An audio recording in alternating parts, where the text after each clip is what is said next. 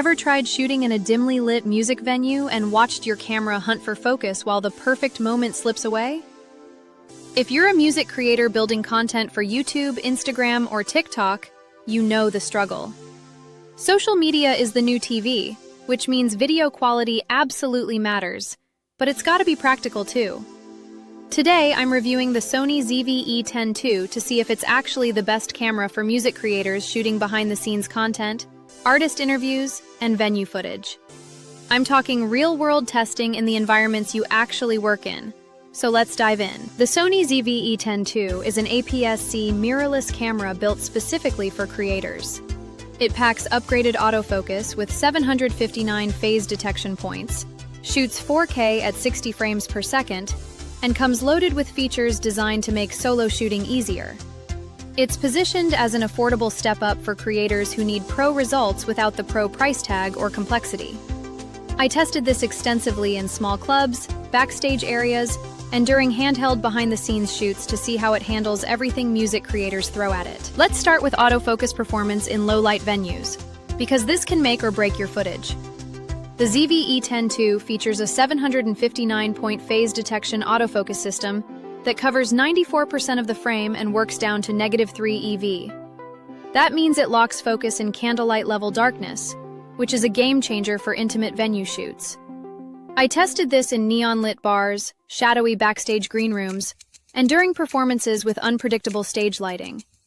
The autofocus reliably tracked performers even when they moved quickly, or the lighting changed dramatically. It handles ISO settings up to 6400 with usable results, and the 13 stops of dynamic range help you recover shadow detail when color grading later. Now, it doesn't have the dedicated AI autofocus chip you'll find in higher-end models like the A6700, so tracking isn't quite as sticky when subjects move erratically. But for most music content, artist interviews, acoustic performances, walking backstage tours, it performs beautifully without constant manual babysitting. Next up, rolling shutter.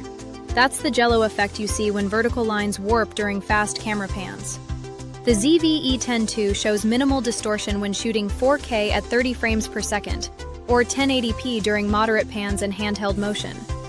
I noticed slight rolling shutter during very fast movements, or when shooting 4K at 60 frames per second, but it's less pronounced than many competing cameras in this price range. For the kinds of dynamic shooting music creators need, sweeping across a stage, following an artist through hallways, capturing quick B-roll, it's good enough. If you're shooting high-speed action constantly, you might notice it.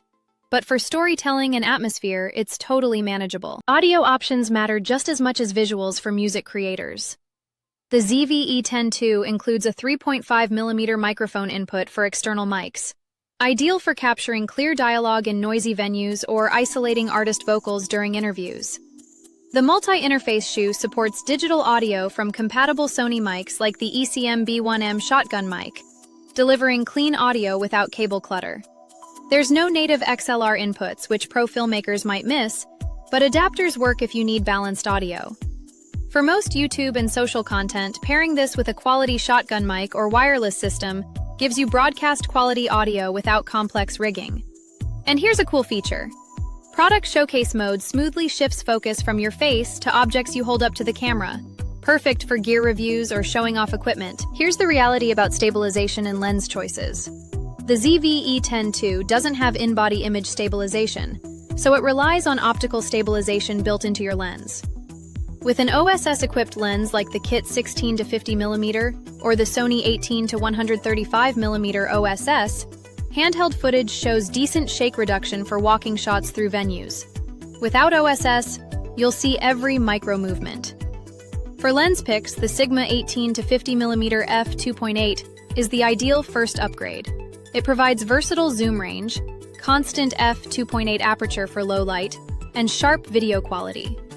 For low-light specialists, the Sigma 16mm f1.4 dominates with exceptional autofocus and beautiful background separation.